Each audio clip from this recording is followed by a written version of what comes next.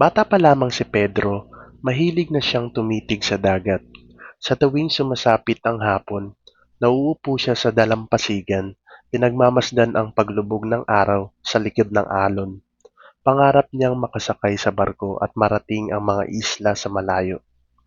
Pagdating ng kanyang kabataan, siyang tiyuhin ang nag-alok sa kanya na sumama sa isang biyahe sa dagat bilang tagapagbantay ng mga gamit. Masayang-masaya si Pedro dahil ito na ang katuparan ng kanyang pangarap. Habang nasa gitna ng karagatan, biglang lumakas ang hangin, nagkaroon ng bagyo. Ang barko ay tinamaan ng malakas na alon, nagkagulo. Sa gitna ng kaguluhan, nahulog si Pedro sa dagat nang walang nakapansin. Lumangoy siya ng lumangoy hanggang sa makarating sa isang maliit na isla. Pagmulat niya, mag-isa na siya. Walang tao, tahimik ang lugar, at walang paraan para makauwi. Sa mga unang araw, umiiyak si Pedro at gabi-gabi, gutom, takot, pangungulila ang nararanasan. Pero sa kabila ng lahat, patuloy siyang nananalangin. Panginoon, tulungan niyo po ako. Ayoko pong mamatay dito. Paglipas ng mga ilang araw, unti-unting natutong mamuhay si Pedro sa isla at natutuklasan na ni Pedro kung paano kumuha ng pagkain mula sa kalikasan. Gumawa ng maliit na silungan mula sa mga kahoy at dahon, nanghuli ng isda, nagtanim ng mga bunga, at araw-araw umaasa si Pedro na may daraang barko dahil ilang buwan na rin siyang nasa isla. Isang araw, habang nagiinit si Pedro ng tubig, nakalimutan niyang patayin ang apoy. Kumalat ito sa kanyang silungan dahil sa malakas na hangin. Nasunog ang kubong maliit na ginawa ni Pedro at lahat ng kanyang gamit. Napasigaw si Pedro nang mapansin niyang nasusunog na pala ang kanyang maliit na kubong tinitirhan. At sa sobrang galit ni Pedro, nasabi niya na, "Lord, bakit pa ito nangyari?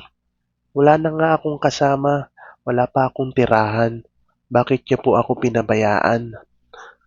Habang umiiyak, napansin niyang may papalapit na barko. May mga taong sumisigaw mula sa barko. "May tao ba diyan? Kailangan niyo ba ng tulong?" Tumakbo si Pedro, sumigaw siya ng malakas. "Tulungan niyo po ako."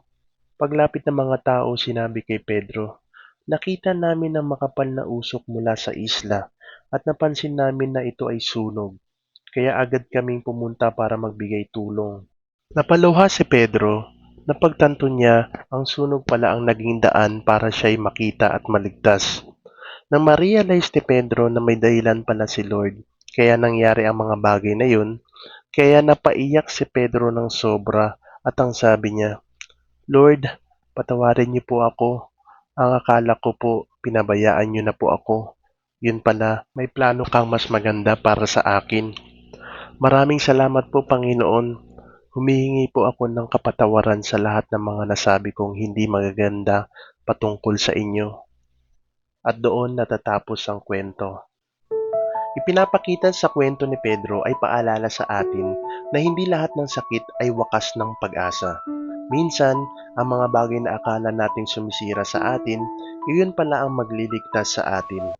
Kapag pakiramdam natin sa mga panahong nag-iisa tayo sa gitna ng problema, palagi nating tandaan na may Diyos na buhay at hindi natutulog, hindi bumibitaw, at may mas magandang plano ang Panginoon sa likod ng lahat ng hirap at luha. Sa kwento ni Pedro, itinuturo sa atin ng Panginoong Diyos natin na matuto tayo magtiwala sa Kanya kahit tila hindi na natin naiintindihan ang mga nangyayaring problema o matinding pagsubok na ating nararanasan. Dahil sa tamang panahon, mauunawaan natin na may mas magandang plano ang Diyos sa buhay natin at tinuturuan tayong matuto sa buhay, maging matatag at magtiwala sa Diyos ng buong puso sa hirap man o saya. Dahil ang lahat ng bagay ay gumaganda sa lahat ng mga taong umiibig at nagtitiwala sa Diyos. At ito rin ay nasusulat sa Biblia sa Jeremias Kabanata 29, talata 11. "Sapagkat nalalaman ko ang mga plano ko para sa inyo, sabi ng Panginoon, mga planong para sa ikabubuti at hindi sa ikasasama, upang bigyan kayo ng pag-asa at isang magandang kinabukasan." Mga katagumpay, naway marami kayong napulot na aral sa ating kwento. Bago ka umalis, i-comment mo naman sa ibaba kung ano ang natutunan mo sa kwentong ito. At kung mahilig ka sa mga kwentong nagbibigay ng inspirasyon at pag-asa, huwag kalimutang i-follow ang ating Facebook page at mag-subscribe sa aking YouTube channel para lagi kang updated sa ating mga kwento ng tagumpay. Maraming salamat sa panonood. Dalangin ko na patuloy kang pagpalain ng Diyos.